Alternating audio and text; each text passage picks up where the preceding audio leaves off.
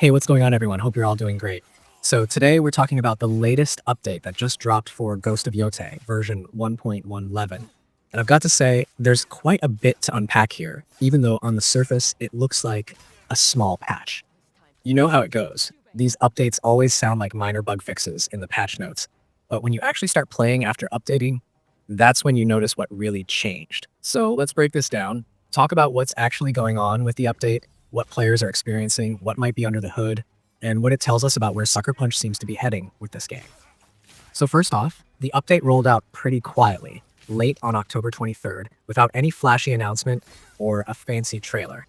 That's typical for maintenance type patches, but still, it kind of surprised some players who were just logging in and suddenly got hit with the update prompt. It's around the same size as the previous patch, so right away that tells you it's not about adding new content or expanding any story elements. But here's the thing. Even if the patch notes don't spell out major changes, that doesn't mean nothing big is happening behind the scenes. These small patches often smooth out issues that players have been shouting about for weeks. And trust me, the community has been pretty vocal about a few stubborn bugs since launch. One of the biggest complaints people had been bringing up involved cutscene crashes.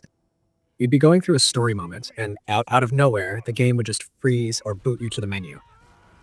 That completely ruins the immersion, especially in a game like Ghost of Yōtei, where atmosphere, pacing, and storytelling are such a big deal. It's not just a technical hiccup, it interrupts that emotional rhythm that the developers clearly worked so hard to build. From what I've seen and heard, this patch seems to target exactly that issue. People are reporting smoother transitions between gameplay and cutscenes now, which is honestly a huge quality of life improvement. Another big pain point has been the black box glitch.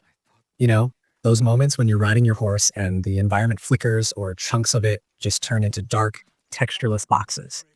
It's jarring, it pulls you out of the world completely, and it was way too common in certain areas. That seems to have been a focus this time around too.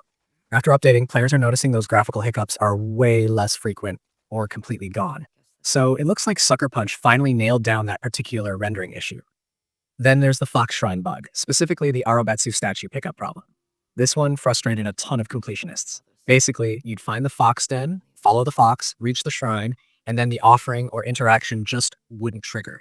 It's the kind of thing that sounds minor, but when you're trying to 100% a game, it's absolutely maddening.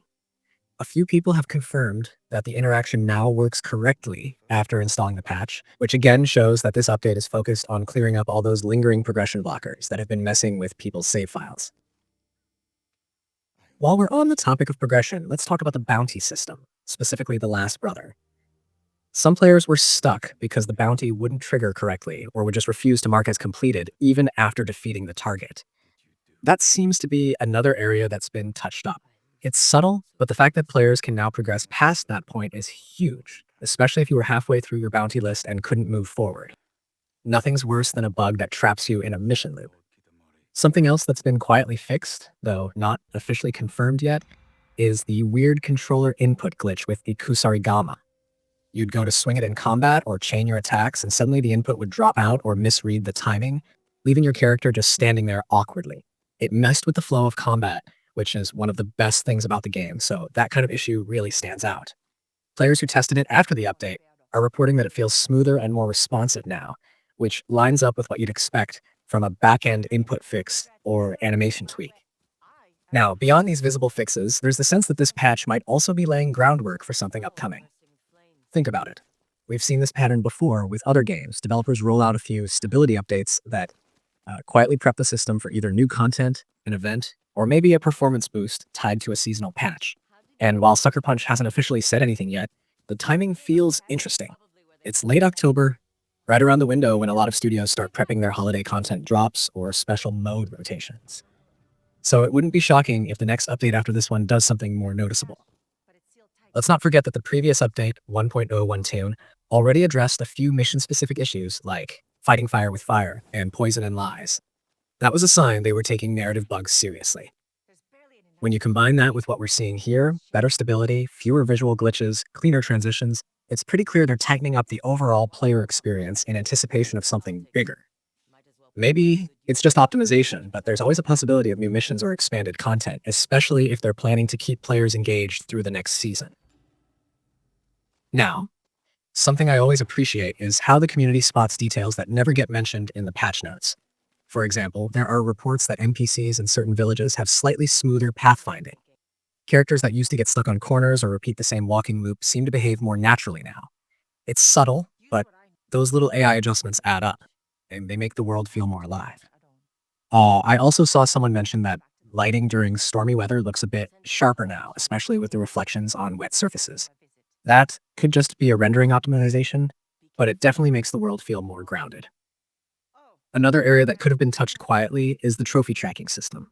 A few trophies, like the horror, weren't registering properly for some players. Even after meeting the conditions, they just wouldn't pop. That's the kind of problem that doesn't get flashy attention, but it really matters to completionists. From what I've seen, after updating, people are saying their trophies finally unlocked retroactively. That's always a good sign that the developers tweaked something in the background that rechecks progression data. One thing worth noting here is how Sucker Punch seems to be handling communication.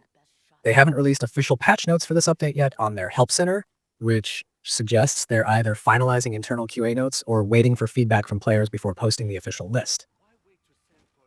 That's actually smart. It lets them see what players notice first before confirming what's been changed. It also avoids a situation where they announce a fix that doesn't actually work for everyone.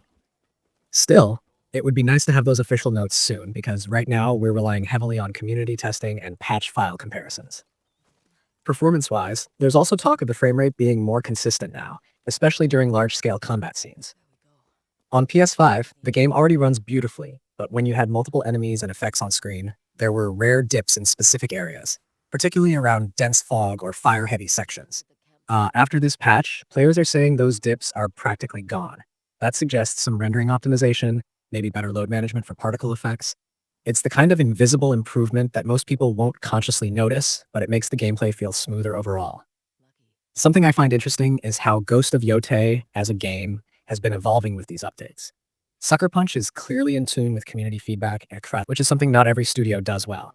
Each patch feels like a direct response to what players are experiencing, not just a random set of back-end tweaks. And that relationship between developer and community, that ongoing dialogue, is what keeps games alive long after their initial release window. It's one of those cases where you can tell the developers really care about preserving the game's polish. Another subtle improvement a few people have mentioned involves load times. They were already lightning fast thanks to the PS5's SSD, but apparently they're even faster now when transitioning between regions or fast traveling. Maybe it's just better data compression, but it makes exploration feel smoother. You don't even have time to check your phone before the next scene loads in, which is kind of amazing.